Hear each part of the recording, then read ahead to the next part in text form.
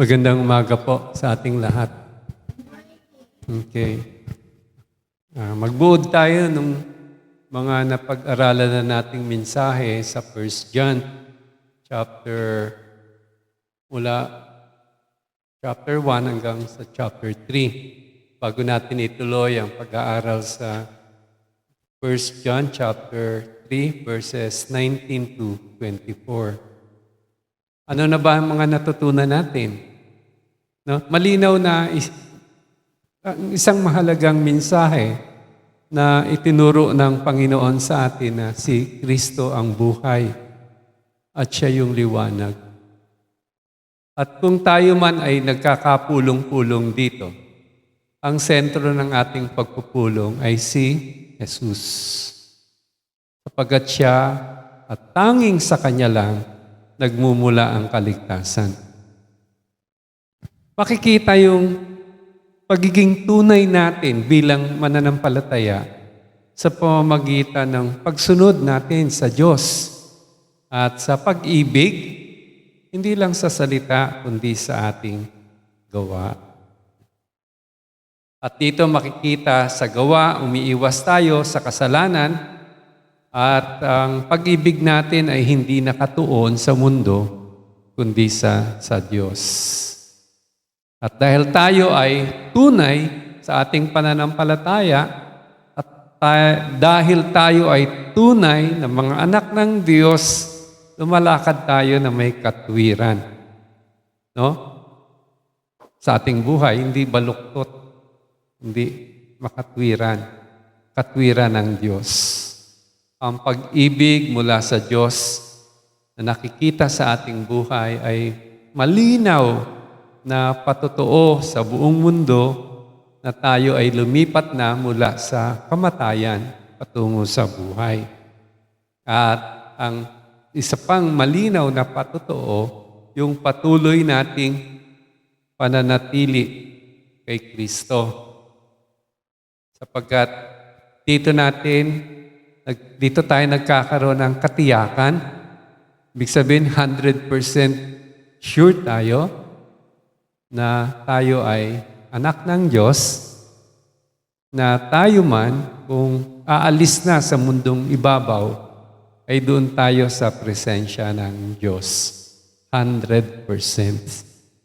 Sa madaling salita, si Kristo ang buhay at ang tunay na anak ng Diyos at makikilala yung pagsunod natin sa Kanya sa pamamagitan ng pag-ibig sa pamumuhay sa liwanag. Papatuloy po tayo, basahin natin yung talata sa 1 John chapter 3 verses 19 to 24. Baka maiba ng konti. Itong babasahin ko dun sa nasa program, magkaiba kami ng translation. Basahin ko dun sa translation ng preaching manuscript ko, sabing gano'n sa verse 19, sa pamamagitan nito ay makikilala natin na tayo'y nasa panig ng katotohanan at makapagpakalma tayo sa ating budhi sa harapan ng Diyos, kahit na tayo'y hatulan ng ating budhi, sapagkat mas dakila ang Diyos kaysa sa ating budhi at alam niya ang lahat ng bagay. Ang pusong walang hatol ay may lakas ng loob sa Diyos at anumang hingin natin ay ibibigay niya sapagkat sinusunod natin ang Kanyang mga utos. Ang utos ng Diyos ay manampalataya kay Jesucristo at magmahalan sa isa't isa. Ang sumusunod sa Kanyang mga utos ay nananatili sa Diyos at ang Diyos ay nananatili sa Kanya. Ito'y pinagtitibay ng Espiritu Santo na ibinigay sa atin. Amen. Manalangin tayo. Dakilang Diyos, ang aming puso po ay taos sa aming pasasalamat sa iyo sapagkat niligtas mo kami. Patuloy kang mangusap sa amin at dalhin mo sa bawat isa sa amin dito ang katiyakan, na kami ay mga anak ng Diyos. Panginoon, mangusap ka po. Turuan mo ang bawat isa, lalo na ang tagapagsalita. Sa pangalan ni Jesus, ito ang aming dalangin. Amen. Yung mahalagang talata na sinasabi sa atin, yung binasa natin, na bawat isa sa atin ay, kahit nandito tayo sa lupa, ay meron tayong katiyakan, 100%, sa harap ng Diyos na tayo nga ay anak niya. Diba? Maganda yung may katiyakan tayo, 100%. At walang maghihiwalay sa atin sa pag-ibig ng Diyos.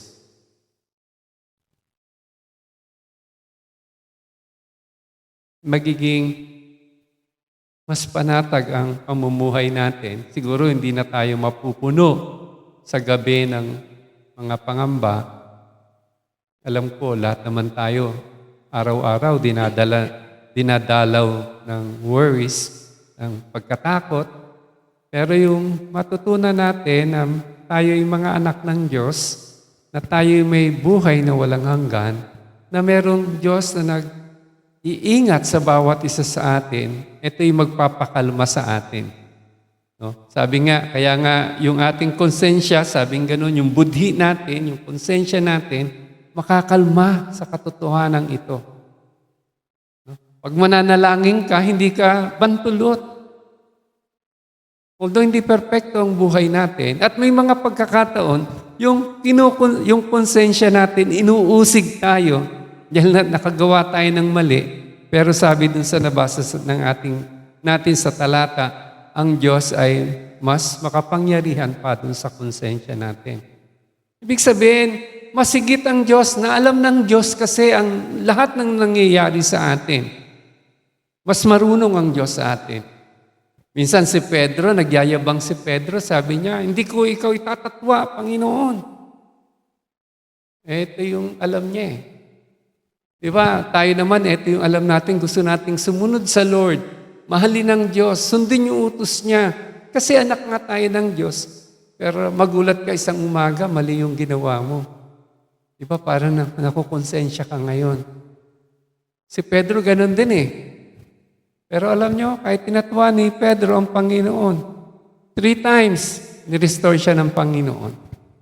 Ganon din sa atin, yung kapanatagan natin, binibigay ng Diyos sa atin ngayon, na tayo, miski yung konsensya natin, yung ating mga budhi, yung pagiging guilty natin, pinapakalma ng Panginoon. Mas dakila ang Diyos sa ating konsensya. Kung sakali mang nagkamali tayo na ituro sa atin noong nakaraan, na ang Diyos ay tapat upang magpatawad at linisin tayo sa lahat ng karumihan.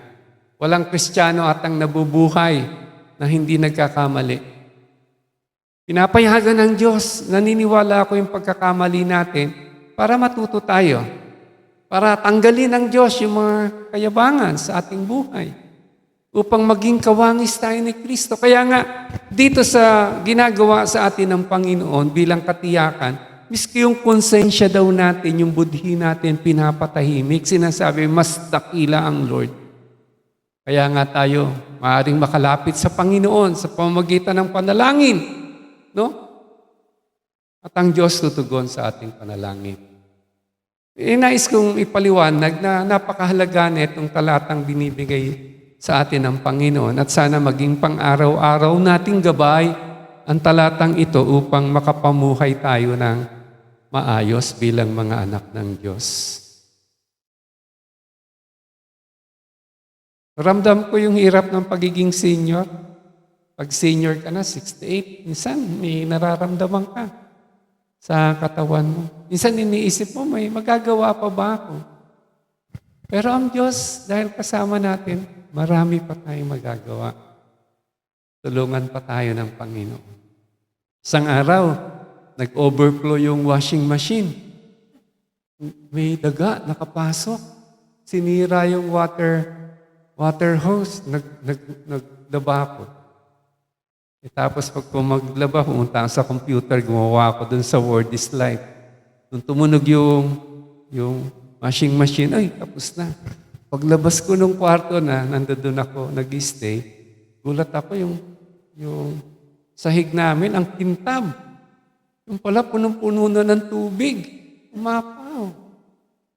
Naglinis ngayon ako, nilinis, nilabas ko yung washing machine, nag-SOS ako kay Brother Ray, tulungan mo ako, lipat na natin to. At nagsimento ako nung pinasukan ng daga. Pero pagkatas nun, ang hirap ng katawan, ang sakit. Ang hirap. Hindi ako nagrereklamo kay Sen, pero ramdam niya, hirap yung katawan ko. Matanda na eh. Normal na siguro, napagod. At marami pang event sa buhay natin na minsan tayo, miski bata ka pa, sinasabi mo, may saysay pa ba ang buhay ko? Nasabi sa atin ng Lord, marami. Habang buhay pa tayo, may ginagawang magagandang bagay ang Diyos sa buhay natin. At ang magandang isipin na sa lahat ng ito, hindi tayo pababayaan ng Lord kasi anak nga tayo ng Diyos at siya yung nangangalaga sa atin. Siya yung magsusubaybay sa atin. Huwag natin kailanman punuin ng pagkatakot. Darating ang pagkatakot, sumasaglit sa atin yung pagkatakot, pagkabalisa, pagkaalala sa buhay. Pero huwag natin gawing tawag yan, yung manatili sa ating buhay kasi may Diyos tayong nagmamahal sa atin. So paano natin ipapasa sa buhay ang katotohanan na tayo ay sigurado na mga anak ng Diyos at hindi tayo mahihiwalay kailanman sa pagmamahal ng Diyos. Sabi nung sa talatang binasa natin, dapat tayo sumunod sa utos ng Diyos. Ano yung utos na ito? Na tayo ay manampalataya kay Jesus at magmahal sa kapwa. Dito natin makikita na yung pananampalataya at gawa, they work in harmony. Magkasama sila. Pero hindi yung gawa and then pananampalataya, baliktad, hindi ganun dapat. Pananampalataya, malinaw yung sabi ng salita ng Diyos, pananampalataya kay Jesus at magmahal sa kapwa. Nanampalataya ka at dito, pinakita mo sa gawa mo. They work in harmony. Gusto kong ipaliwanag. Sabing gano'n ng salita ng Diyos, na ang pananampalataya dapat ay i-express natin yan sa pamamagitan ng gawa natin. Yung sabing gano'n, sa James 2, verse 26, for as the body without spirit is dead, so faith without works is dead. Magkasama pala sila, yung faith at saka yung works. Hindi works and then faith. Mali po yun. Faith in Jesus and then nakita yan, nag-produce ka ng work which is you learn how to love your brothers, yung work. Believing in Jesus is the foundation of eternal life, but genuine belief, tanda natin, it transforms our heart. Binabago niya yung nanampalataya kay Kristo, binigyan tayo ng bagong puso ng Panginoon.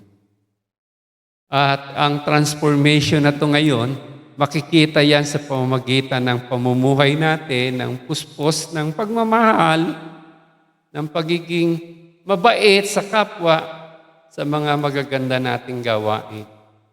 Kumbaga, ang pananampalataya kay Jesus, yung ugat, tapos yung good works, dahil nanampalataya tayo sa Panginoong Jesus, nagkaroon tayo ng bunga. Yun yung good works. At eto, pag pinagsama mo, ipapakita neto sa mundong ginagalawan natin na tunay nga tayo ay anak ng Diyos. Na tunay nga si Kristo ang nabubuhay sa bawat isa sa atin na tayo nga ay lumipas na sa kamatayan at meron na tayong buhay na walang hanggan. Alam niyo po, doon sa bahay namin, may maliit na puno si Sendon, yung kalamansi. Nakatanim lang siya doon sa pintura, balde ng pintura, boysen. Oh, pagpasok mo doon sa gate namin, makita mo may boysen, tas may kalamansi. Minsan, may kasama ko yung nag-bike kami ng mga lalaki. May kasama akong pastor, hindi natin kasama. Nakita niya yung puno ng kalamansi. Tuwan-tuwa siya. Sabi niya, Brother Ray, ang ganda na itong punong to. kasi may bungang kalamansi. At yung bunga, ang laki. Tuwan-tuwa siya. Sabi ko, hep, huwag mong pipitasin yan. Bilang ni Sen yan. Pag nabawasan niya, may problema ako. 3 yan. Sabi niya, ang gandang tignan. Ang gandang tignan, sabi niya. Alam niyo, ganun yung buhay Kristiyano eh. Dapat. Yung ugat natin, pananampalataya kay Jesus, at yung ugat na yan, nagbunga. At pag titignan tayo ng mundo, kahit hindi magsalita, kahit nandun lang tayo sa isang sulok, mapapansin tayo. Nasasabi, ang ganda. Diba? Ganun yung picture ng Lord sa bawat isa sa atin. Magpatuloy para patutuhanan na tayo ay mga anak ng Diyos, nanampalataya kay Jesus, at yung pananampalatayang yan ay genuine faith na bumabago ng puso tao. Tayo sa sarili natin, hindi natin kayang baguhin ang sarili natin. Pero ang Diyos sa kanyang kapangyarihan sa pamamagitan ng pananampalataya kay Jesus, binigyan niya tayo ng bagong puso. At mula noon, siya nagbabago sa atin. Amen po ba doon? Tapos pangalawa, paano natin papatutuhanan na tayo nga ay may kasiguraduhan, tayo ay anak ng Diyos, yung ipakita natin yung pag-ibig natin sa gawa. Yung pag-ibig na yan, makikita sa paraan ng pagtulong, malasakit, pagpapatawad. Di ba? Ang hirap gawin. Yung pangatlo, pagpapatawad. Lalo na, ang daming nakasakit sa buhay natin. At pagbabago at handang magpagsasakripisyo. Kapag ang ating pag-ibig ay makikita sa gawa, magkakaroon tayo ng kapayapaan ng konsensya. Totoo to, hindi nyo na kailangan habulin yung peace of mind o maging yung konsensya natin. No? Para mapayapa yung konsensya natin, hindi na natin kailangan habulin niya, nagiging automatic sapagkat ang Diyos mahatol sa ating puso at approve yung ating buhay. Sabi ni John, babalikan nyo dun sa chapter 3, verse 18, mga anak, huwag kayong umibig sa pamamagitan ng salita o dila lamang, kundi sa pamamagitan ng gawa at katotohanan. Maging totoo kayo sa pag-ibig, hindi lang yung salita. Ang tunay na pag-ibig ay makikita sa konkretong aksyon, hindi lang sa sinasabi ng bibig. Sa James chapter 2 verses 15 to 16, sabi dito, kung ang isang kapatid ay walang damit at walang makain araw-araw, at ang isa sa inyo ay magsabi, humayo ka, kumain ka, ngunit hindi nyo binigyan ng kailangan ng katawan, anong pakinabang nung sinabi nyo? Diba? Ang pag-ibig, walang saysayan kung walang kaakibat na aksyon. Sa John chapter 13 verse 35, Jesus mismo nagsabi, sa pamamagitan nito, yung pag-ibig, makikilala ng lahat na kayo'y aking mga alagad kung kayo'y may pag-ibig sa isa't isa. Napakalumang utos ng Diyos, pero yan yung ini-expect ng Lord sa atin. Sa panahon natin ngayon, kung ikaw ay Kristiyano, kung ikaw ay mananampalataya, dapat ang buhay mo ay dinadaluyan ng pag-ibig. May nabasa ako sa Biblia, humanga ako sa buhay niya. Kasi para sa akin, ito yung perfectong tao na halimbawa ng isang buhay na dinadaluyan ng pag-ibig ng Diyos. Kasi nung panahon po, nung unang simbahan, dun sa Acts, may kwento na nangaral si Pedro, 3,000 ang tumanggap sa Panginoon. Marami sa kanila, dalaw, galing sa iba't ibang lugar. Susunod na pangangaral niya, 5,000. So, 1,000-1,000 tao ang tumanggap sa Panginoon. At marami dito, hindi naman talaga taga-Jerusalem. Galing sila sa iba't ibang lugar. At nung panahon na yon, nung naging simbahan, naging iglesia, ang tawag sa mga mananampalataya ay Kristiyano.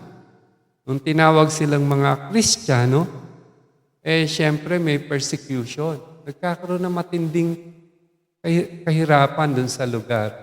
At ang mga tao, pinipersecute sila. At ang iba sa kanila, tinatakwil ng pamilya mismo nila. Kaya imaginein mo yung mga apostol, harap ng maraming mananampalataya. In other words, titignan mo, this is a logistical problem. Libo-libo, magkakasama kayo. Araw-araw. Paano kakain itong mga taong to? Saan sila tutuloy? Diba, ang laki ng problema. Pero nung panahon na yun, yung mga Kristiyano, naging open sila sa bawat isa. Yung pag-ibig nila, hindi nasabi lang sa salita, kundi binuksan nila yung kanilang buhay para sa ibang tao. At may isa, ang pangalan niya si Barnabas. Nakita niya yung pangangailangan ng simbahan. Wala naman nagsasabi sa kanya. Binenta niya yung bukid niya, kasi yung bukid ginamit ng simbahan pang tustos ng pangangailangan ng mga tao. At wala naghirap sa kanila, walang nagutom. Si Barnabas, pangalan niya Barnabas, hindi siya apostol. Naging mananampalataya siya. At ang taong to, napaka-simple ng buhay niya. So, nagsimula, napakita niya yung kanyang kahandaan, magsakripisyo para sa iba dahil may pangangailangan. Hindi natapos yung pagpapakita ni Barnabas ng love in action niya. Nung si Pablo, si Paul, ay Saul pa, marami siyang pinahamak na Kristiyano. Yung iba nga ay pinapatay ni Pablo. Yung iba ay inuusig, kinukulong. Tapos isang araw, itong si Paul, si Saul noon, na born again, naging Kristiyano. At marami sa mga believers nung panahon na yun, takot kay Saul. Sino yan na born again? Parang nagdududa sila, parang sinasabi nila na baka naman gimmick lang yan para maaresto tayo ni Paul. Kasi may sulat si Paul na usigin niya yung mga Kristiyano talaga eh. Kaso, na-encounter niya si Jesus, nagkaroon siya ng bagong puso. Ngayong Kristiyano na rin siya, si Barnabas na nagtiwala sa kanya eh. Sinama siya ni Barnabas. Mga 4 o 5 taon silang magkasama, full-time ministry. Umikot sila kasama ni Paul si Barnabas. At upang si Paul maging katanggap-tanggap din sa simbahan. Tignan mo yung love in action, hindi siya yung naging cause siya na matanggap yung isang tao sa kapulungan nila na ang sentro naman ay si Jesus. Dahil takot kay Paul, yung mga tao, naging katanggap-tanggap dahil sa ministry ni Barnabas. Kailangan natin sa simbahan ngayon yan eh. Kita mo, may kapatid, nagtatampo. Ginatungan mo pa eh. Di lalong nagtampo. Ano na yan? Dapat meron tayong Barnabas na papakalmahin ang sitwasyon, sabihin, okay tayo sa Panginoon.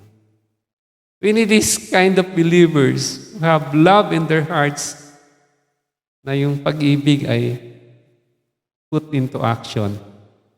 Alam niyo, hindi natapos si Barnabas sa kanyang pag-ibig, no?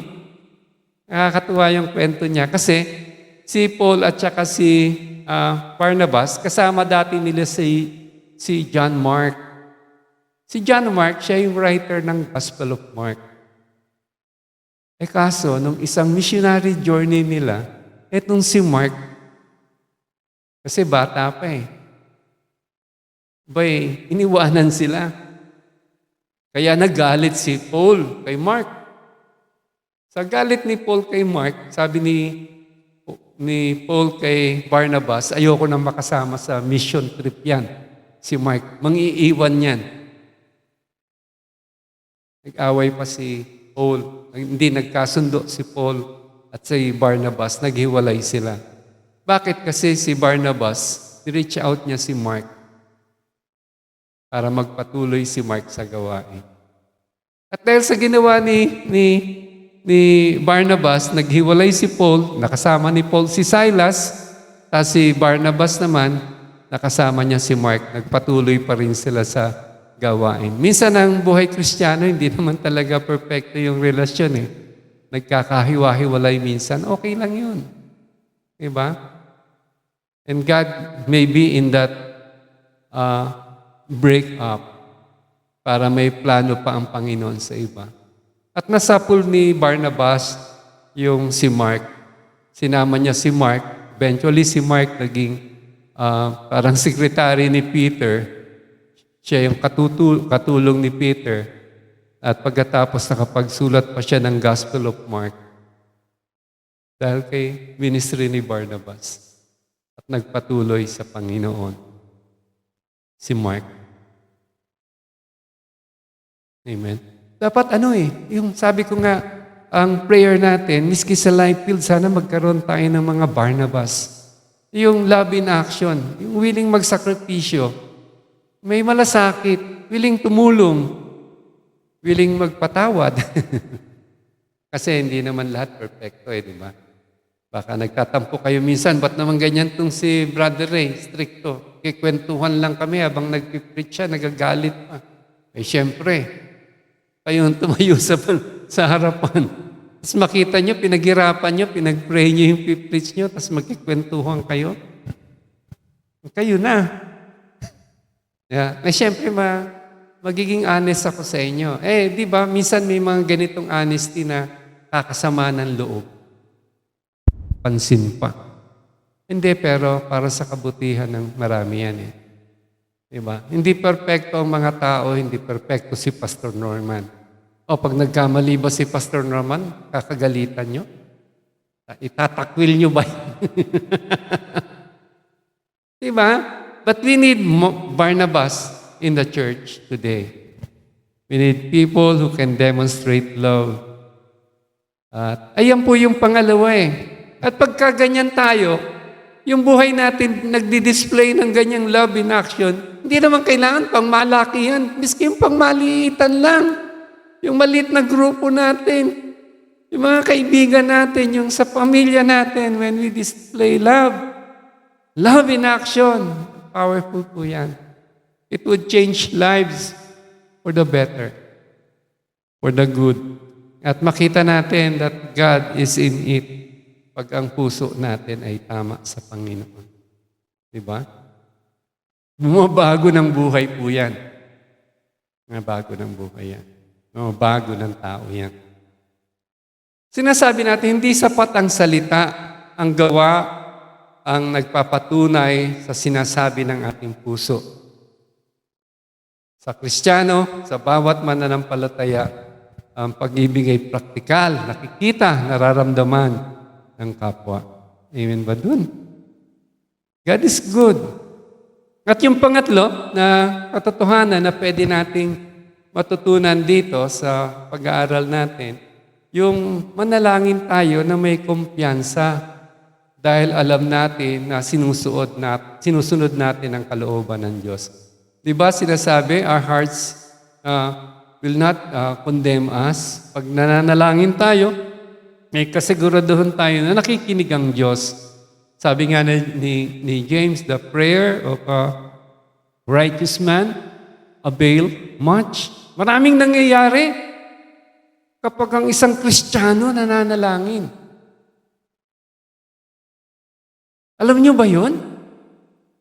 Huwag niyo sabihin, ay, prayer na naman. Hindi, maraming nangyayari pag nananalangin ang Kristiyano. Very powerful ang prayer. Bless ako ng Lord. Ang asawa ko, mahilig manalangin. Alam kong safe ako lagi kasi pinagpipray niya ako. Alam kong kahit may mga problema kaming hinaharap, okay lang kami kasi may nagpipray. At kung kayo nagba-Bible study, kasama niyo si Sen, naku, pasensyahan niyo yan. Itong isang bagay na masasabi ko sa inyo, magiging makulit sa Bible study, sa prayer yan. Bakit? Kasi kung may matututunan ng isang Kristiyano na dapat lang, Ito yung hininga ng buhay ng Kristiyano, ay yung manalangin. At manalangin na may kumpiyansa. Mga matatanda, wala na tayong magagawa. Mali, meron. Ang dami natin pwedeng gawin. May contact tayo sa Diyos ng mga Diyos at Hari ng mga Hari. Sabi sa 1 John chapter 5, 14-15, ito ang ating kapanatagan sa Kanya, na kung tayo'y humihingi ng anumang ayon sa Kanyang kalooban, tayo'y pinakikinggan niya. Narinig ba natin yun? Na kapag tayo nagpipray sa Lord, dahil tayo mga anak ng Diyos, ang Diyos nakikinig sa atin. Nararamdaman ng Lord, nakikita ng Lord yung mga prayers natin. At pag lagi natin ginagawa yung panalangin, actually this is an exercise of faith. Alam niyo yung mga nag-gym, kaka-exercise niyan, yung muscle lumalaki. Ang Kristiyano, kaka-pray niyan, ang pananampalataya niya lumalaki. Na-exercise yung faith niya eh. Kasi nakikipag-usap siya sa Diyos, pinagkakatiwala niya yung kanyang pangangailangan sa Diyos. Ang Diyos na marunong sa lahat, ang Diyos na soberano sa lahat, ang Diyos na makapangyarihan sa lahat ang kausap niya at tumidinig. Diba? Hindi siya mabibigo sa kanyang panalangin. Sabi dun sa Mark 11:24, kaya nga sinasabi ko sa inyo, anuman ang inyong hingin sa panalangin, maniwala kayong tinanggap na ninyo at ito'y magiging inyo. Ang panalangin ay dapat sa mahan ng pananampalataya. Nag-exercise ka ng faith. At habang ginagawa mo to, it builds confidence in God. Mas nagiging komportable tayo, na sigurado tayo na ang Diyos ay katiwa-tiwala. Pag sinabi natin, God is faithful, hindi natin sinasabi yun dahil wala lang tayong masabi. Sinasabi natin to sa ikabutura ng ating puso. Naranasan natin. Kaya nga, testimony na natin eh. Kaya nga, pinapatotoo natin na ang Diyos ay matapat. Confident tayo sa Lord. Kaya nga, kung papansinin niyo si Paul, dun sa Philippians chapter 4, verse 16-7, sabi niya, huwag kayong mabalisa tungkol sa anuman. Kundi sa lahat ng bagay ay ipahayag nyo sa Diyos ang inyong mga kahilingan sa pamamagitan ng panalangin at pagsusumamo na may pasasalamat. Ito naranasan ni Pablo. Sabi niya, at ang kapayapaan ng Diyos mag-iingat sa inyong puso at isipan. Napakaganda nito. Ang isang prayerful Christian ay isang Kristiyanong mapayapa sa kanyang puso. Natutunan to ni Paul eh. Nung sinabi to ni Paul, alam niyo, nakakulong siya eh. Hindi siya nasa bakasyon sa Boracay, nasa beach, nagwa-watch ng sunset, nagpipicture, nagsiselfie. Hindi, nakakulong siya eh. Pero habang sa kulungan, dahil nananalangin siya, nararanasan niya yung kapayapaan ng Diyos. Saan? Sa puso. Saan? Sa isipan. Yung puso niya at isipan niya ay payapa. Hindi kagaya ngayon, maraming puso at isipan ang stress. At sabi ng mga doktor, marami sa mga namamatay ngayon, hindi sa bakterya, kundi sa stress. Diba? Biro mo kung bawat isa sa atin marunong manalangin at nananalangin, aba, di wow. Lumalakas yung pananampalataya natin, kakaroon tayo ng confidence sa Lord, tas ang blessing pa ng Lord sa atin, yung puso natin, yung isip natin, ay mapayapa. Ang hirap mabuhay sa mundong ibabaw. Ang anak mo lumabas. Ikaw, nanay, naghihintay ka sa loob ng bahay, nag-aalala ka eh. Ang hirap kasi sa mundo, daming salbahe. Maliit ng konti yung anak mo ba? Naku, ano nangyari sa anak ko? Kasi, pag manood ka ng TV, abalitaan, may naaksidente, may namatay, may sinaksak, may kung ano pa man, ginulpi o kung ano pa man. Dati noon, ang anak pag babae, takot na takot yung mga magulang. Ngayon, miski lalaki, takot na takot. Kasi ibang panahon eh. Pero kung ikaw, magulang, na marunong manalangin, diba? Kahit nasaan siya. Kahit nasaan yung mahal mo sa buhay, pwede mong idulog sa panalangin niya. At sa pagdulog mo sa panalangin sa mga mahal natin sa buhay, alam mong mapayapa sila. Na iingatan ng Lord. May request, alam nyo, ako kay Sen. Sabi ko, Sen, mukhang nakita ko na yung grupo mo ng Bible study ay napaka-powerful na grupo. Sabi niya, paano naging powerful yung grupo namin? Madami nga sa amin may sakit. Sabi niya, sumasakit si Ate Bing. Wala, kanina bumubulong si Sen sa akin. Ipag-pray mo din si Ate Santa. Banggitin mo yung pangalan. O kaya pag-pray natin si Ate Santa, may sakit daw eh. Baka hindi ako pansinin ni Sen mamaya pag hindi ko pinag-pray si Ate Santa. So, pag-pray mo, kasi marami sa mga kanila, lalo na si Ate Bing, sinasabi, naku, ganito na lang kami. Hindi, may purpose ang Lord sa buhay nyo. Kaya ang request ko kay Sen, pagka nag-grupo naman kayo, pag-pray nyo naman, sama nyo sa prayer nyo, ang church natin, Lifefield, yung mga kasama natin dito. Idamay nyo na sa panalangin nyo. At naniniwala ako, pag patuloy nilang pananalangin, lalo tayong pagpapalain ng Lord sa Lifefield. Kaya pag-pray natin yung mga matatanda natin na patuloy na maging prayer warriors ng church. Amen ba doon?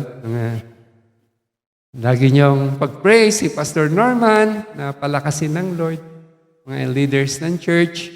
Pag-pray nyo yung nangyayaring kaguluhan sa Senado para nang sa ganun matahimik na yung bayan, yung sa probinsya, yung may darating na mga bagyo, pag-pray nyo, di ba? Kasi maraming ginagawa ang Lord. Alam nyo, si Abraham, ako naniniwala, very prayerful. Ang lakas ng pananampalataya niya kasi. Abraham is a man of God. Hindi naman magiging man of God yun kung hindi siya prayer warrior. Kung hindi siya nagdadasal. Imposible yung ginawa ng Lord sa kanya. Kasi may pangako ang Lord sa kanila na i-bless niya si Abraham na ang kanyang magiging anak ay sandami ng buhangin sa lupa at between sa langit. Alam niyo ba sa sobrang dami nun, hindi pwedeng bilangin, imposibleng bilangin. At nung nangako ang Lord kay Abraham, wala silang anak ni Sarah. Ang malupit pa doon, pareho sila matanda na. But I believe because Abraham is a man of faith, he is a man of prayer. A Christian can never be a man or woman of faith without him learning how to pray. Alam niyo, imposible na talaga ang lahat. Dumating si Isaac. At ngayon alam natin, ang DP ni Abraham ay sakto lang dami. Diba? Because God is an answering God. Huwag nating ilimit yung sarili natin sapagat ang Diyos natin ay limitless. Sabi ni James, you have not because you ask not. Kaya kulang ka sa blessing eh. Kasi hindi ka nananalangin. Kaya dito, parang pagpapatutuo sa atin na tunay nga tayo mga anak ng Diyos at tayo tanggap ng Diyos, minamahal ng Diyos, hindi pababayaan ng Diyos ang dapat nating matutunan, manalangin ng may kumpiyansa. Maging prayerful tayo sa ating buhay. No? Hindi lang to pang matanda, pang bata din. Napakaganda na sa murang edad natin, matutun tayong manalangin upang ang pagpapala ng Diyos ay patuloy na dumaloy sa atin at maging sa mahal natin sa buhay. Ang pang-apat, mamuhay tayo sa kapangyarihan ng Espiritu. Santong Espiritu. Siya nagbibigay ng katiyakan na tayo'y mananatili kay Kristo. Ang bawat isa sa atin ay templo ng banal na Espiritu. Amen po ba doon? Kaya nga, dapat ang direksyon ng buhay natin, yung pagsunod sa gabay ng banal na Espiritu. Siya nangunguna sa atin sa Galatians 5:25. Kung tayo'y nabubuhay sa Espiritu, lumakad din tayo ayon sa Espiritu. Nag-guide ang Holy Spirit sa atin. Sapagkat hindi na tayo nabubuhay sa sarili nating lakas. Ang lakas natin ay galing sa Santong Espiritu. Sabi nga sa Lumang Tipan, it is not by might, nor by power, it's by the Spirit of God. At habang pinapatnubayan tayo ng banal na Espiritu, sabi dun sa Galatians 5:22-23, ang buhay natin ay mamumunga ng bunga ng Espiritu. Sabing ganun, ang bunga ng Espiritu ay pag-ibig, kagalakan, kapayapaan, pagtitiis, kagandahang loob, kabutihan, pananampalataya, kaamuhan, at pagpipigil sa sarili. Ang kapangyarihan ng Santong Espiritu ang magbabago ng bawat ugali at asal ng bawat isa. At mamumunga tayo bilang mga Kristiyano. O kaya kailangan natin yung patnubay ng banal na Espiritu. Aware ba kayo doon? Na sa bawat pagkakasala natin, we are grieving the Holy Spirit. Na nalulungkot siya sapagkat tayo ay templo ng banal na Espiritu. At ang banal na Espiritu, dadalhin niya tayo sa ating pakikipag-ugnayan sa Diyos Ama, tutulungan niya tayo paano manalangin. Sabi dun sa Romans 8:26, ang Espiritu ang siyang namamagitan para sa atin na may mga hibik at hindi maisaysay. Di ba? May mga pagkakataon na nananalangin tayo at hindi na natin alam kung ano yung ating ipag-pray. Naiyak na lang nga tayo eh. Pero yung Holy Spirit namamagitan sa atin. Nananalangin kasama natin. Naalala niyo si Hannah na nasa templo siya? Dahil inaapi na siya ni Pinihas eh. Kinakantsawan siya, baog siya, wala siyang anak. Kaya nanalangin siya sa Diyos, binuhos niya yung kanyang saloobin sa Diyos. Walang lumalabas sa kanyang bibig na panalangin. Nakita nga siya ni Eli, yung pare. Akala lasing siya, pinagsabihan siya, bakit nandito ka? Lasing ka pa. Pagkamalang pa siyang lasing, sabi niya, hindi pinopour out ko yung puso ko sa Diyos. Nalangin siya. Alam niyo yung bunga ng kanyang panalangin? Si Samuel. Nagkaanak siya. Ang pangalan ng anak niya, Samuel. Si Samuel ang pinakadakilang propeta ng Israel. Sabi ng Biblia, walang sinabi si Samuel na hindi nagkatotoo. Naging mouthpiece siya ng Diyos. 100%. Hindi siya bulaang propeta, kagaya ng marami dito naririnig mo sa interview sa TV na mali-mali ang sinasabi. Hindi, naging mouthpiece siya ng Diyos. When she prayed impossible prayer, magkaroon siya ng anak, ibaog nga siya. In-answer ng Lord yung prayer niya. At yung answer ng Lord sa prayer niya, the best lagi. Alam niyo, ang Diyos, yan yung pwedeng ibigay sa bawat isa sa atin eh. Pag sinabmit natin yung buhay natin sa Kanya, pasakop tayo sa Santong Espiritu, no? Pinagtitibay niya ang katiyakan sa atin, maging sa panalangin natin. Miski dun sa panahon na litong-lito na tayo, hindi na natin alam ang gagawin sa buhay natin. At hindi na rin tayo marunong manalangin, may Holy Spirit who will pray with us. Sa bawat pag-iyak natin, dinadala ito sa Diyos. At ang bunga nito, yung pinakamaganda at pinakamainam na buhay para sa atin. Hindi tayo magwawakas sa kabiguan. Ang buhay natin, hindi magwawakas sa kalungkutan. Meron tayong Diyos na Ama sa langit. At sabi ni John, bibigay sa atin ngayon ng kasiguraduhan Ang Banal na Espiritu ang magbibigay sa atin na witness sa ating puso, panloob na patutuo sa atin. Ang Holy Spirit ang magbibigay sa atin ng bunga ng Banal na Espiritu, yung binasa natin kanina. Ang Banal na Espiritu ang bibigay sa atin ng kapayapaan. Ang Banal na Espiritu ang magpapatatag ng ating pananampalataya upang tayo manatili bilang anak ng Diyos. Hamon. Bawat isa sa atin, mga anak tayo ng Diyos. Makita nawa ang buhay natin pagsunod sa Diyos at paggawa ayon sa Kanyang salita. Hindi tayo nananatili sa salita lamang. Hanapin natin, bigyan natin ng puwang yung patutuo ng gawa natin araw-araw, nagpapatutuo ng ating malasakit, ng ating tulong, ng ating sakripisyo, mga konkretong patutuo ng pag-ibig ni Kristo dumadaloy sa ating buhay. Pangalawang hamon, lagi tayong manalangin. Pero manalangin tayong may kumpiyansa. Ang Diyos nakikinig sa atin.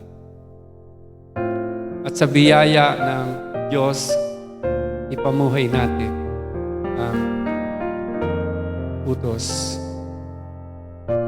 ang kalooban ng ating Diyos. Hindi natin kailangang mag-struggle para magkaroon ng kapayapaan. Sa puso at isipan, naniniwala akong automatic yan. Binibigay ng Diyos kung ang ating buhay ay sinang-ayon natin sa Kanyang kalooban. At tayo sumusunod sa Kanya, nananampalataya kay Kristo at umiibig. Pag-ibig na hindi lang nakikita sa salita, kundi sa gawa. Na ang ating pananampalataya, ang ugat ng ating buhay, ugat ng ating pagkatao, at ang bunga ng ating buhay. Yan ang gawain ng Diyos sa ating buhay.